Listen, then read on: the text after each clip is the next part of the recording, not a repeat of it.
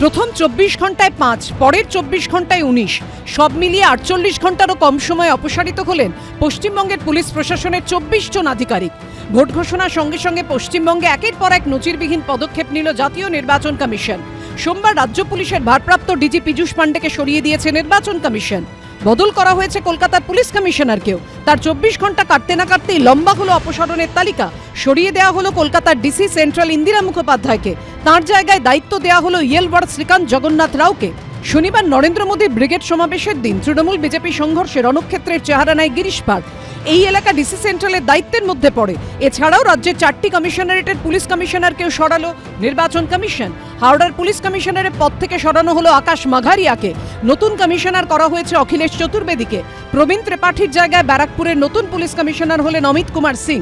সরানো হলো কোটেশ্বর রাওকে। চন্দননগরের নতুন পুলিশ কমিশনার করা হলো সুনীল কুমার যাদবকে। সুনীল কুমার চৌধুরীর জায়গায় আসানসোল দুর্গাপুরের নতুন পুলিশ কমিশনার করা হয়েছে প্রণব কুমারকে। মধ্যরাত্রে বিজেপির কথায় গুপ্ত তাণ্ডব, এসব করেও বিজেপি কিছু করতে পারবে না। আর এইভাবে সবাইকে চেঞ্জ করে, যাদের চেঞ্জ করে যায় প্রত্যেকে এফিসিয়েন্ট যোগ্য অফিসার, এবং তারাই কিন্তু আগামী দিন কাজ করবে। এবং যাদের চেঞ্জ করেছে তার খেলাও আমরা জানি, অঙ্কটাও আমরা জানি। আশা করি যারা বাংলায় ভালোভাবে কাজ করবে তারা আমাদের সাথে থাকবে। ভিন রাজ্যের পর্যবেক্ষকদের তালিকায় নাম রয়েছে আইপিএস অফিসার সুনীল কুমার চৌধুরীর।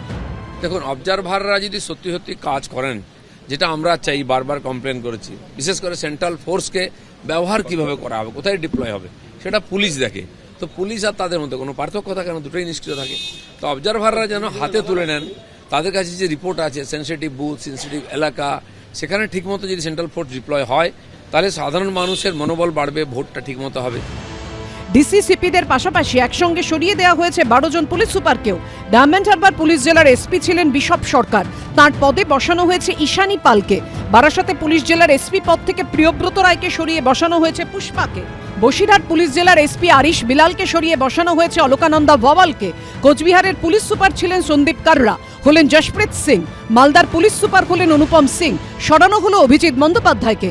সরানো হয়েছে ইসলামপুর পুলিশ জেলার এসপি জবি থমাসকে। নতুন এসপি হলেন রাকেশ সিং। সরানো হয়েছে বীরভূমের পুলিশ সুপারকেও। আমনদ্বীপের জায়গায় আনা হয়েছে সূর্যপ্রতাপ যাদবকে। হুগলি গ্রামীণের এসপি ছিলেন কামনাশিস সেন, তাঁর পদে বসানো হয়েছে কুমার সানি রাজকে। সরানো হয়েছে পূর্ব মেদিনীপুরের পুলিশ সুপার পারিজাত বিশ্বাসকেও। তার জায়গায় নতুন পুলিশ সুপার হলেন অংশুমান সাহা। পশ্চিম মেদিনীপুরের নতুন পুলিশ সুপার হলেন পাপিয়া সুলতানা। অপসারিত হয়েছেন পলাশচন্দ্র ঢালি। মুর্শিদাবাদ পুলিশ জেলার এসপি ধৃতিমান সরকারকে সরিয়ে আনা হয়েছে সচিন মক্কারকে। অপসারিত জঙ্গিপুর পুলিশ জেলার এসপি হোসেন মেহেদি রহমান, তার জায়গায় আনা হয়েছে সুরিন্দর সিংকে। দক্ষ অফিসার বিনীত গোয়েলের মতো মানুষকে, পারভিনের মতো মানুষকে, মুরলির মতো মানুষকে, সুনীলের মতো মানুষকে, এরকম অনেক এসপি সহ যারা এলাকায় দুর্গাপুজো শান্তিতে করে, কালী পুজো শান্তিতে করে, ঈদ শান্তিতে করে। কেন দাঙ্গা লাগার কোনো অভিপ্রায় আছে নাকি? ঈদের আগে কেন সরালেন এদের সবাইকে? যাতে টাকা ডিস্ট্রিবিউশন করতে পারে এই লোকগুলোকে দিয়ে, আর্মস আনতে পারে, ড্রাগ আনতে পারে, দাঙ্গা লাগিয়ে দেওয়া, বিভেদ লাগিয়ে দেওয়া, এটা হচ্ছে ওদের প্ল্যান। মমতা ব্যানার্জির সামনে এখন বাঁচার একটাই রাস্তা, সেটা হচ্ছে দাঙ্গা। তো মমতা ব্যানার্জিকে আমি পরিষ্কার বলতে চাই, আপনার দাঙ্গা লাগানো অফিসাররা সরে গেছে, সেই কারণে আপনি আর দাঙ্গা লাগাতে পারবেন না। প্রশাসনিক স্তরে বদল চলছে, ভোটে কি হবে বোঝা যাবে 4 মে। রুমা পাল, আশাবুল হোসেন ও শিবাশিস মৌলিকের রিপোর্ট, এবিপি আনন্দ। এবিপি আনন্দ, এগিয়ে থাকে, এগিয়ে রাখে।